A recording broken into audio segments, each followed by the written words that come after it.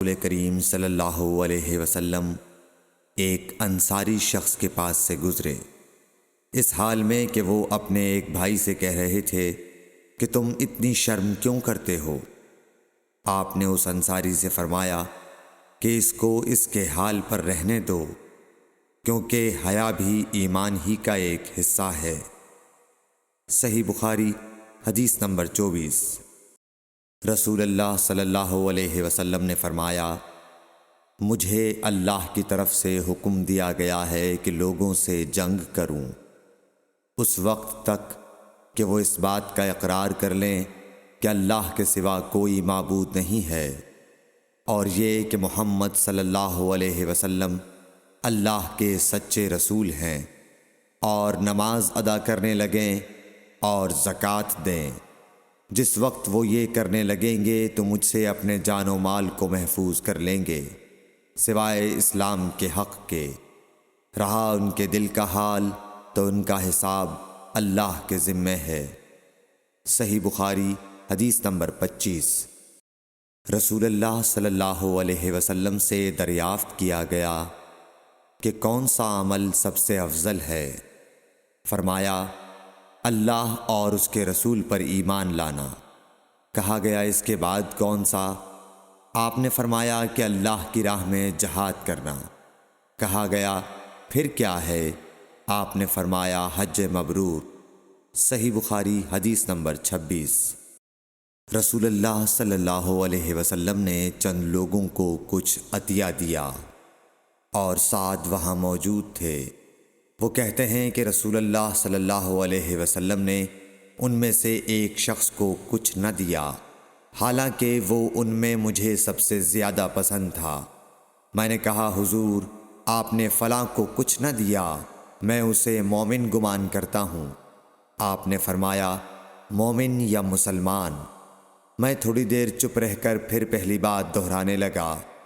حضور صلی اللہ علیہ وسلم نے بھی دوبارہ وہی جواب دیا۔ پھر آپ نے فرمایا کہ اے سعد، باوجود یہ کہ ایک شخص مجھے زیادہ عزیز ہے، پھر بھی میں اسے نظر انداز کر کے کسی اور دوسرے کو اس خوف کی وجہ سے یہ مال دیتا ہوں کہ وہ اپنی کمزوری کی وجہ سے اسلام سے پھر جائے اور اللہ اسے آگ میں اوندھا ڈال دے۔ صحیح بخاری حدیث نمبر 27۔ ایک آدمی نے رسول اللہ صلی اللہ علیہ وسلم سے پوچھا، کون سا اسلام بہتر ہے؟ آپ صلی اللہ علیہ وسلم نے فرمایا کہ تو کھانا کھلائے اور ہر شخص کو سلام کرے، خواہ اس کو تو جانتا ہو یا نہ جانتا ہو۔ صحیح بخاری حدیث نمبر 28۔ حضرت صلی اللہ علیہ وسلم نے فرمایا، مجھے دوزخ دکھلائی گئی تو اس میں زیادہ تر عورتیں تھیں جو کفر کرتی ہیں۔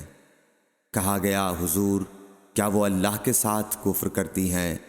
آپ صلی اللہ علیہ وسلم نے فرمایا کہ خاوند کی ناشکری کرتی ہیں اور احسان کی ناشکری کرتی ہیں۔ اگر تم عمر بھر ان میں سے کسی کے ساتھ احسان کرتے رہو، پھر تمہاری طرف سے کبھی کوئی ان کے خیال میں ناگواری کی بات ہو جائے تو فوراً کہہ اٹھے گی کہ میں نے کبھی بھی تجھ سے کوئی بھلائی نہیں دیکھی۔ صحیح بخاری حدیث نمبر 29۔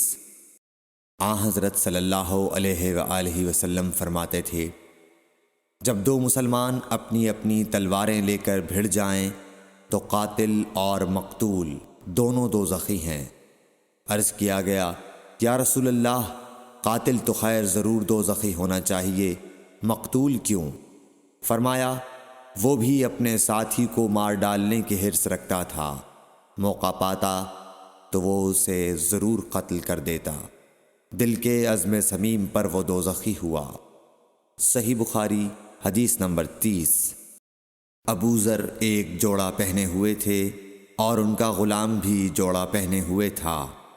سبب دریافت کیا گیا تو کہنے لگے کہ میں نے ایک شخص یعنی غلام کو برا بھلا کہا تھا اور اس کی ماں کی غیرت دلائی یعنی گالی دی، تو رسول اللہ صلی اللہ علیہ وسلم نے یہ معلوم کر کے مجھ سے فرمایا، اے ابو ذر، تو نے اسے ماں کے نام سے غیرت دلائی ہے۔ بے شک تجھ میں ابھی کچھ زمانہ جاہلیت کا اثر باقی ہے۔ یاد رکھو ماتحت لوگ تمہارے بھائی ہیں۔ اللہ نے اپنی کسی مصلحت کی بنا پر انہیں تمہارے قبضے میں دے رکھا ہے، تو جس کے ماتحت اس کا کوئی بھائی ہو تو اس کو بھی وہی کھلائے جو آپ کھاتا ہے، اور وہ کپڑا اسے پہنائے جو آپ پہنتا ہے، اور ان کو اتنے کام کی تکلیف نہ دو کہ ان کے لیے مشکل ہو جائے، اور اگر کوئی سخت کام ڈالو تو تم خود بھی ان کی مدد کرو۔ صحیح بخاری